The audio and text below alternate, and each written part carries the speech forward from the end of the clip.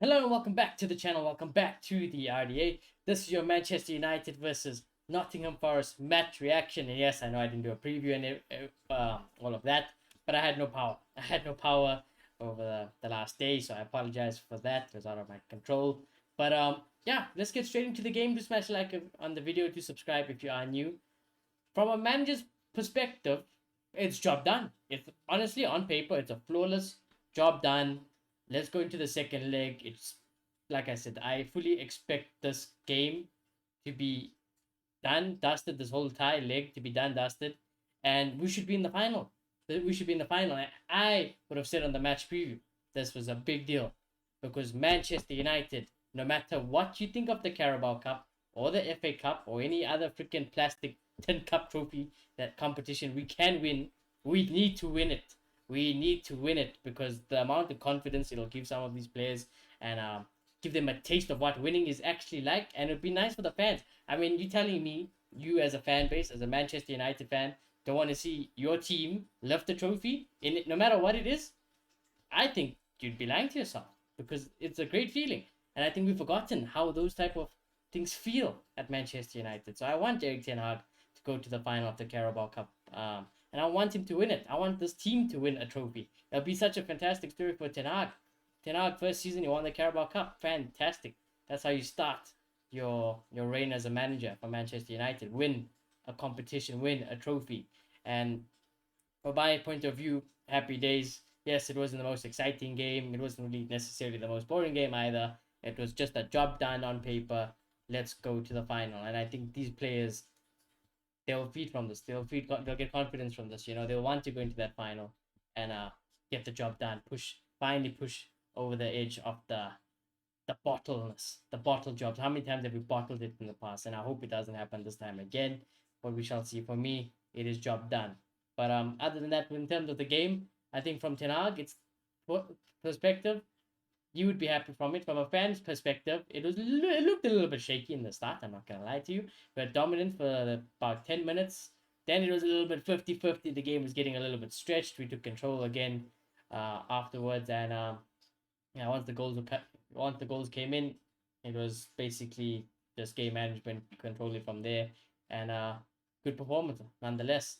So let's get straight into the player ratings. Other than that, there's nothing really much else to say. I'm just very happy with the result and the fact that we should touch wood be into the final and stand a chance to win the trophy.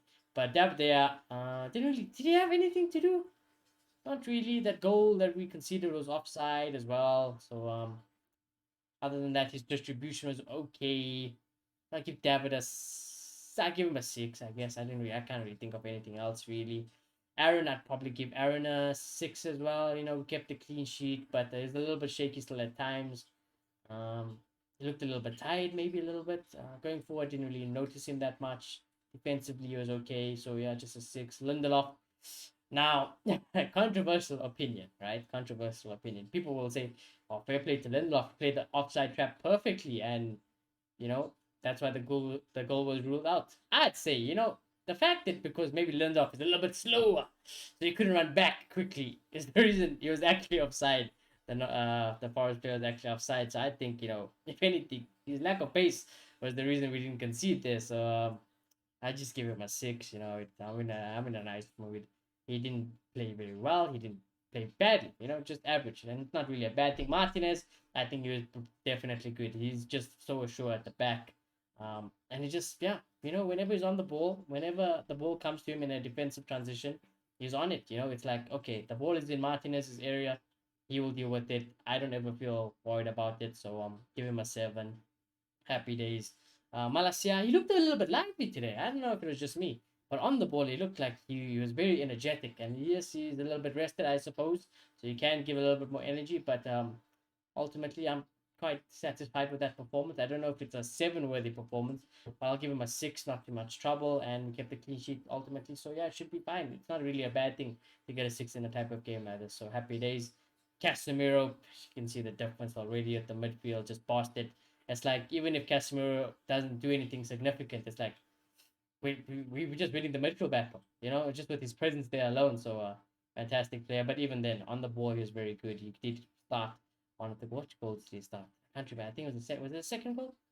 Did he help create, like, start off the movement? I can't remember if it was the first or second. No, it wasn't the first. Rashford solo goal. So that must have been the second. But other than that, passing was good. Defensively assured again. So give Casemiro a 7, very important player. Ericsson, give him a 6. I think he's just average at best. Christian Eriksen in that game. Nothing too fantastic, nothing badly. It's just Ericsson is your solid 6 out of 10 play every week, week in, week out, evidently. I can't really remember the last time that he blew my mind away. Did he hit the post today? Did he hit the post? I'm not sure if he hit the post. He might have hit the post today. But now I'll give him a 6. Nothing else I can remember. Bruno, I'll be honest with you. Until Bruno scored that goal, he was probably on a 5. Bruno was giving the ball away way too much. He was trying to do silly tricks in the middle of the field, and that lost possession for United quite often or not. And then Bruno does what Bruno does and gets a goal. Very well finished. Ilanga obviously slips him through into the box, and Bruno scores. I give him a 7 for petty, for the petty goal. I'll give him a 7 for a petty goal. But other than that, it was going on a 5. I was gonna give Bruno a 5, but like I said, I'm feeling nice. I'll give him a 7 just for the goal. Rashford, probably my man of the match. He's on fire still. He's still on fire. The run was fantastic. The goal was good. Other than that, um, didn't really. This is not a creator. Didn't create anything. But he was threatening. He was threatening. I should give him a 7 as well. Lots of 7s, yeah. Vegos. Okay, Vegos. I'm gonna give him a 10. But let me tell you why. This 10 is just for Clayton. I know many of you guys, OG watchers of the RDA, will remember Clayton. He is absolutely loves Big Ghost. At his fantasy and all of that in the past. But I have to give Vegos a 10 for Clay. And there you go, Clay. I held up my end of the bargain. Vegos 10 gets a good goal. I'm just happy that he got his goal. But other than that, it was pretty tight. I think it was a little bit better with in transition, linking up the play, the reactions to follow through with that shot, at the Anthony shot, and score afterwards. Very good goal, very good poacher's goal. I think it was really a bit better today. A bit better. Yes, he's not fast. We know this. Yes, he's not gonna pull out individual brilliance here and there to score goals. But you give him half a chance in the box, he'll probably score it because he's that type of player. He's so big.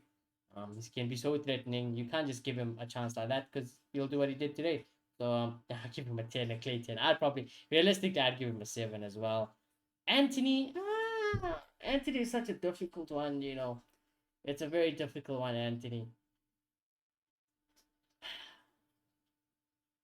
I don't know if he was good. I'm going to give Anthony a 6. I think it was just average. I don't like it. I don't like Anthony's performances. I'll be honest with you. Lately, I desperately, desperately want Jadon Sancho back into this team because I think that right wing spot is there for the freaking taking. Whether it was even I don't think Garnacho can play there, but even if it was Garnacho on that wing, Palestri on that wing, Sancho on that wing, that spot of Anthony's is available to get. Anthony is not climbing up trees. So I don't know. I need Sancho back in my life. I'm just gonna give him Anthony a 6. Other than that shot, I can't really put you anything else. Direct, he's always direct, but that seems like the only thing he can do. So yeah, just disappointed from Anthony. Ten Hag, honestly, on paper, it's like you into the final probably. You can coach at 3-0.